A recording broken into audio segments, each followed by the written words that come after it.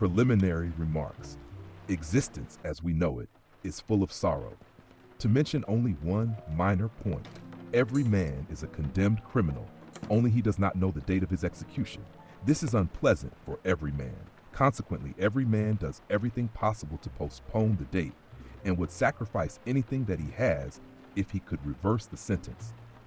Practically all religions and all philosophies have started thus crudely by promising their adherents some such reward as immortality. No religion has failed hitherto by not promising enough. The present breaking up of all religions is due to the fact that people have asked to see the securities. Men have even renounced the important material advantages which a well-organized religion may confer upon a state, rather than acquiesce in fraud or falsehood, or even in any system which, if not proved guilty, is at least unable to demonstrate its innocence. Being more or less bankrupt, the best thing that we can do is to attack the problem afresh without preconceived ideas. Let us begin by doubting every statement. Let us find a way of subjecting every statement to the test of experiment. Is there any truth at all in the claims of various religions? Let us examine the question. Our original difficulty will be due to the enormous wealth of our material. To enter into a critical examination of all systems would be an unending task. The cloud of witnesses is too great. Now each religion is equally positive, and each demands faith. This we refuse in the absence of positive proof. But we may usefully inquire whether there is not any one thing upon which all religions have agreed, for if so, it seems possible that it may be worthy of really thorough consideration. It is certainly not to be found in dogma. Even so simple an idea as that of a supreme and eternal being is denied by a third of the human race. Legends of miracle are perhaps universal, but these, in the absence of demonstrative proof, are repugnant to common sense. But what of the origin of religions? How is it that unproved assertion has so frequently compelled the assent of all classes of mankind? Is not this a miracle? Footnotes. 1. The date of his death. Ed. 2. The allusion is to an investment which is secured by something real, land, property, etc. Religion is here portrayed by Crowley as something with no real basis or security. Ed. 3. Faith is the common denominator of all religions, just as observation and logic should be of all sciences. There is, however, one form of miracle which certainly happens, the influence of the genius. There is no known analogy in nature. One cannot even think of a superdog transforming the world of dogs, whereas in the history of mankind, this happens with regularity and frequency. Now here are three supermen, all at loggerheads. What is there in common between Christ, Buddha, and Mohammed? Is there any one point upon which all three are in accord? No point of doctrine, no point of ethics, no theory of a hereafter do they share, and yet in the history of their lives we find one identity amid many diversities. Buddha was born a prince and died a beggar. Muhammad was born a beggar and died a prince. Christ remained obscure until many years after his death. Elaborate lives of each have been written by devotees, and there is one thing common to all three, an omission. We hear nothing of Christ between the ages of 12 and 30.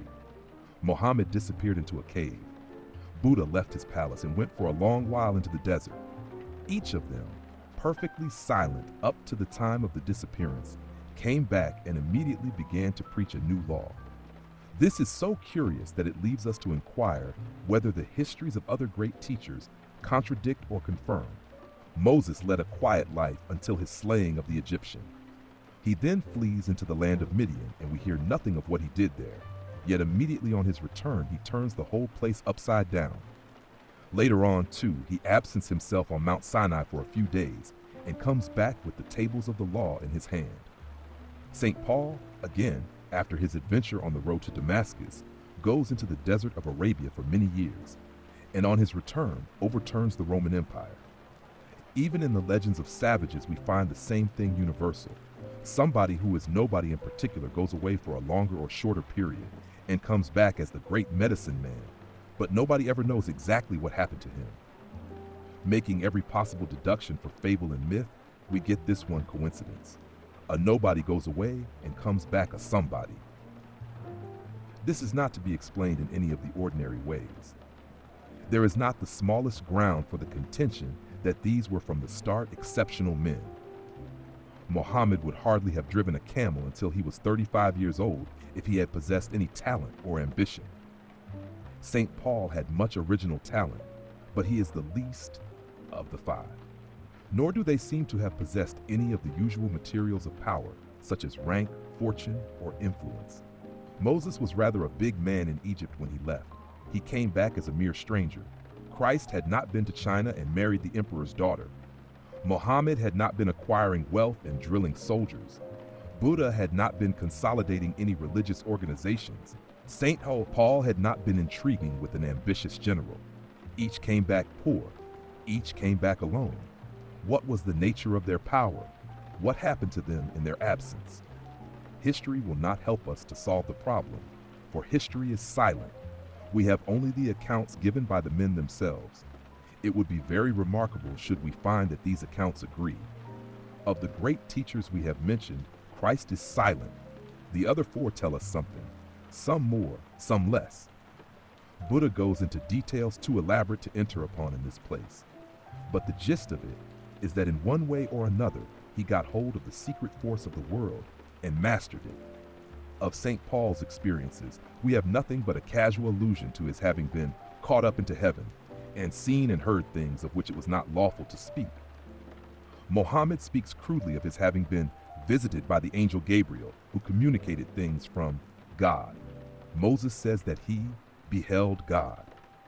Diverse as these statements are at first sight, all agree in announcing an experience of the class which 50 years ago would have been called supernatural, today may be called spiritual, and 50 years hence will have a proper name based on an understanding of the phenomenon which occurred. Theorists have not been at a loss to explain, but they differ. The Mohammedan insists that God is and did really send Gabriel with messages for Muhammad, but all others contradict him. And from the nature of the case, proof is impossible. The lack of proof has been so severely felt by Christianity, and in a much less degree by Islam, that fresh miracles have been manufactured almost daily to support the tottering structure. Modern thought, rejecting these miracles, has adopted theories involving epilepsy and madness, as if organization could spring from disorganization. Even if epilepsy were the cause of these great movements, which have caused civilization after civilization to arise from barbarism, it would merely form an argument for cultivating epilepsy. Of course, great men will never conform with the standards of little men, and he whose mission it is to overturn the world can hardly escape the title of revolutionary. The fads of a period always furnish terms of abuse. The fad of Caiaphas was Judaism, and the Pharisees told him that Christ blasphemed. Pilate was a loyal Roman. To him they accused Christ of sedition. When the Pope had all power, it was necessary to prove an enemy a heretic. Advancing today towards a medical oligarchy, we try to prove that our opponents are insane, and in a Puritan country to attack their morals. We should then avoid all rhetoric and try to investigate with perfect freedom from bias the phenomena which occurred to these great leaders of mankind. There is no difficulty in our assuming that these men themselves did not understand clearly what happened to them. The only one who explains his system thoroughly is Buddha, and Buddha is the only one that is not dogmatic. We may also suppose that the others thought it inadvisable to explain too clearly to their followers. St. Paul evidently took this line. Our best document will therefore be the system of Buddha, but it is so complex that no immediate summary will serve. And in the case of the others, if we have not the accounts of the masters, we have those of their immediate followers. The methods advised by all these people have a startling resemblance to one another.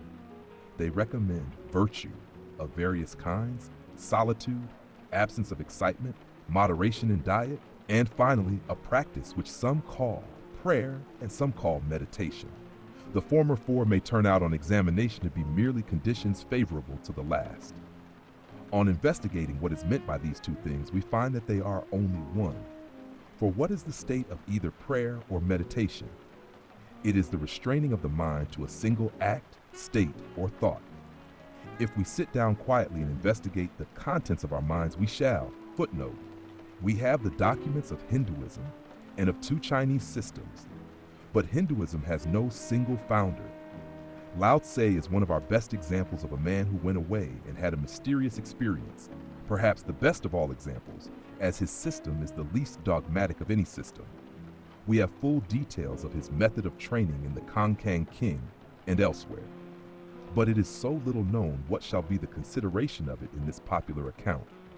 Find that even at the best of times, the principal characteristics are wandering and distraction. Anyone who has had anything to do with children and untrained minds generally knows that fixity of attention is never present, even when there is a large amount of intelligence and goodwill. If then we, with our well-trained minds, determine to control this wandering thought, we shall find that we are fairly well able to keep the thoughts running in a narrow channel, each thought linked to the last in a perfectly rational manner. But if we attempt to stop this current, we shall find that, so far from succeeding, we shall merely break down the banks of the channel. The mind will overflow, and instead of a chain of thought, we shall have a chaos of confused images. This mental activity is so great and seems so natural that it is hard to understand how anyone first got the idea that it was a weakness and a nuisance. Perhaps it was because in the more natural practice of devotion, people found that their thoughts interfered. In any case, calm and self-control are to be preferred to restlessness. Darwin, in his study, presents a marked contrast with a monkey in a cage. Generally speaking, the larger and stronger and more highly developed any animal is, the less does it move about, and such movements as it does make are slow and purposeful. Compare the ceaseless activity of bacteria with the reasoned steadiness of the beaver.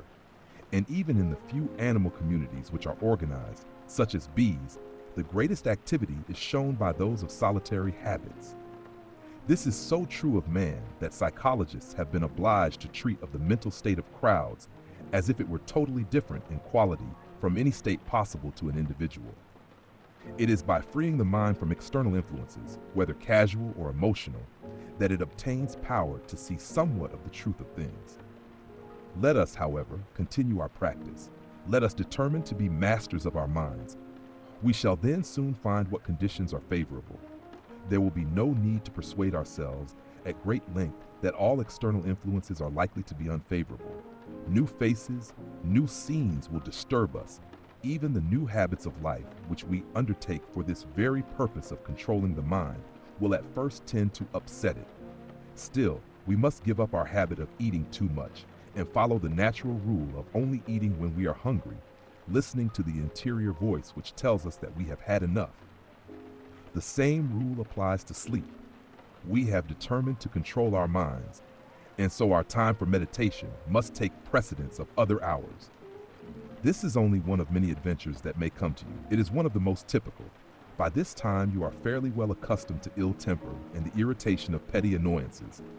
Will you, and what do I care anyhow, and I don't give a damn, are probably far off, for most spiritual consciousness has experiences that appear to be beyond the normal limitations of life. You may be constantly hearing of circumstances that happen to which one may not be able to return the idea that your brain may be giving way, but you will have learned the real symptoms. You come to full consciousness and realize that you have actually forgotten who you are, where you are, even what you are doing. This state may last only a few seconds, but will leave you with another shock of bewilderment that almost stops your heart. Where am I? Who am I? It is not here, not there, not in fact anywhere, a condition that nearly drives one mad. Good. Now you have had a little sleep and are wondering about in your surroundings. You will get up with an eager spring of interest to arrange yourself and your materials and to set to work. We must fix times for practice and make our feasts movable.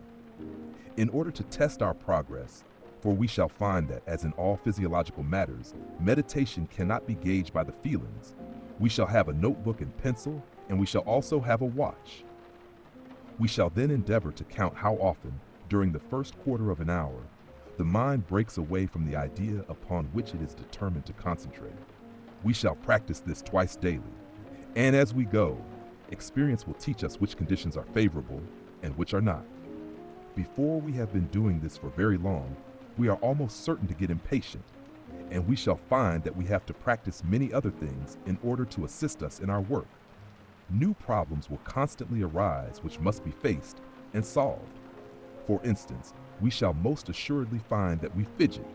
We shall discover that no position is comfortable, though we never noticed it before in all our lives. This difficulty has been solved by a practice called asana, which will be described later on.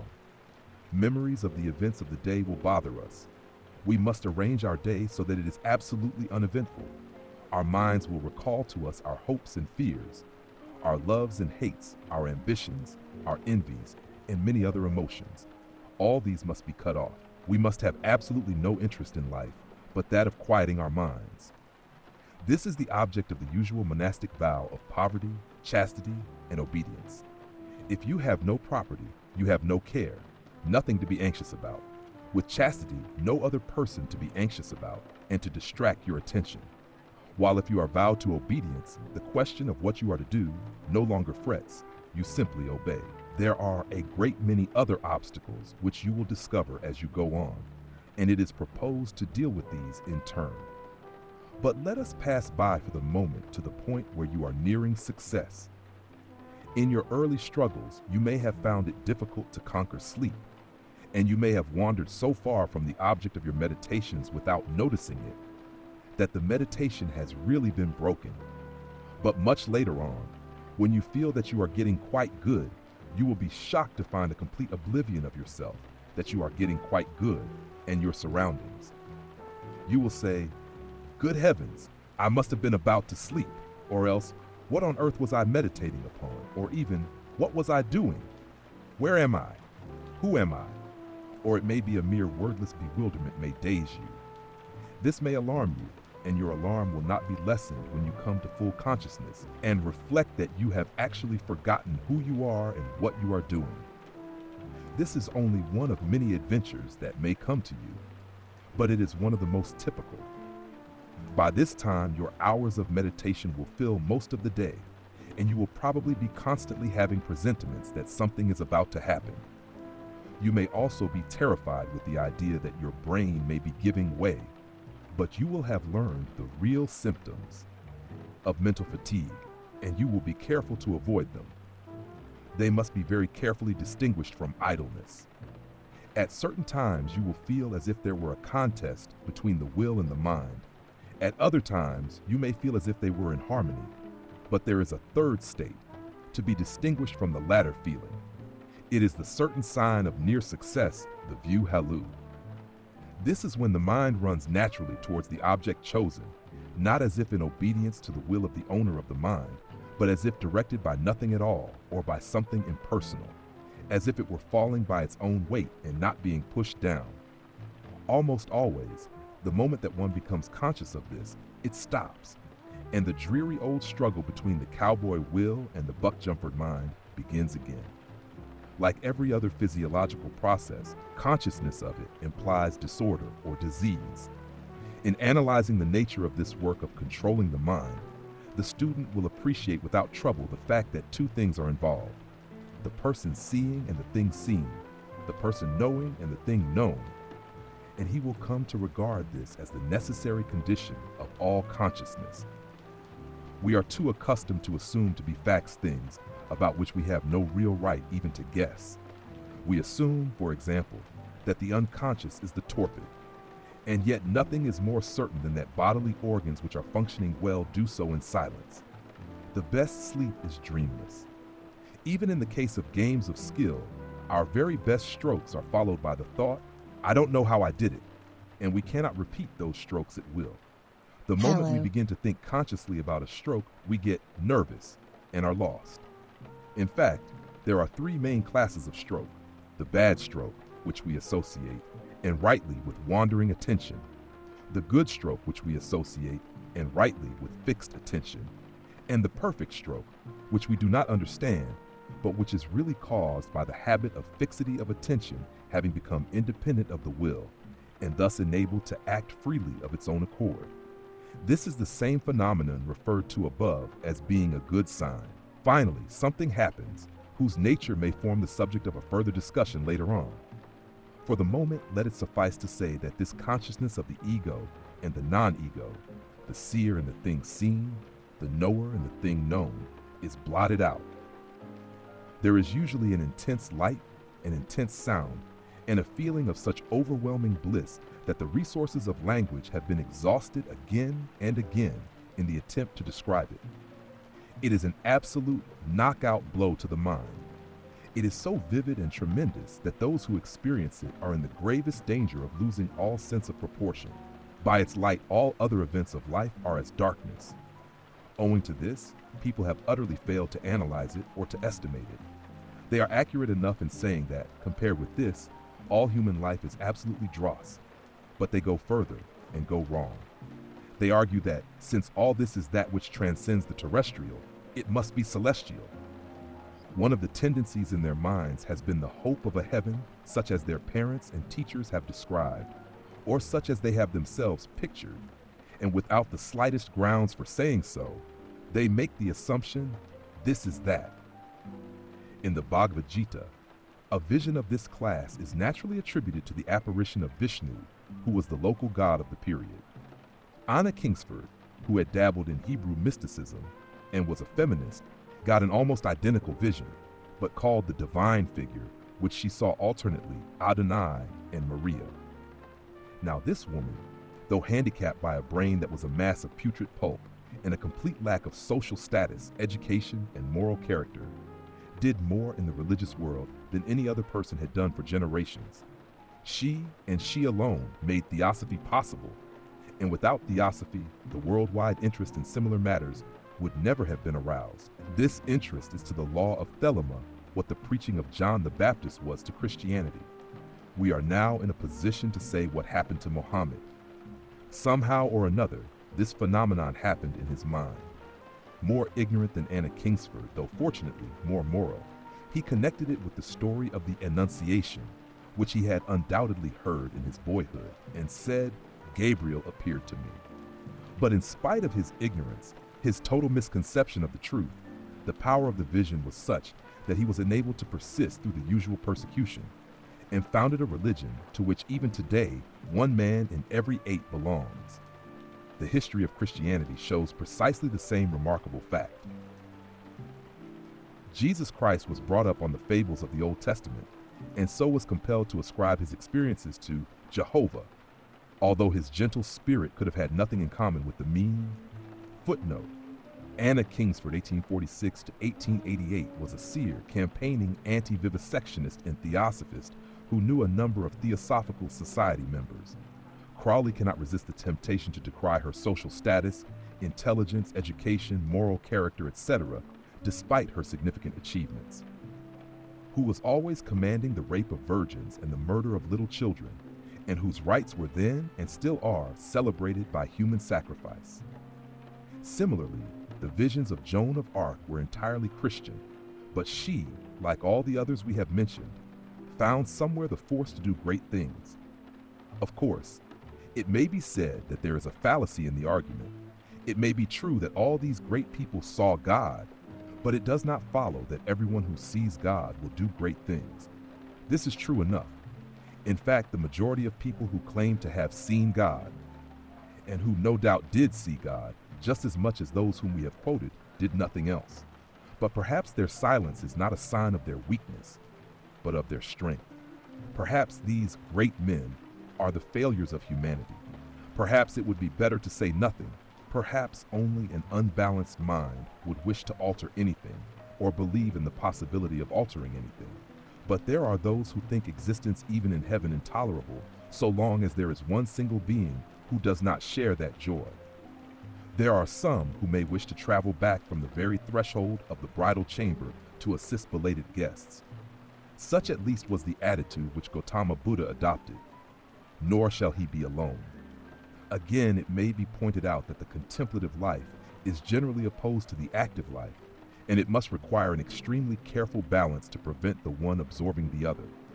As it will be seen later, the vision of God, or union with God, or samadhi, or whatever we may agree to call it, has many kinds and many degrees, although there is an impassable abyss between the least of them and the greatest of all the phenomena of normal consciousness.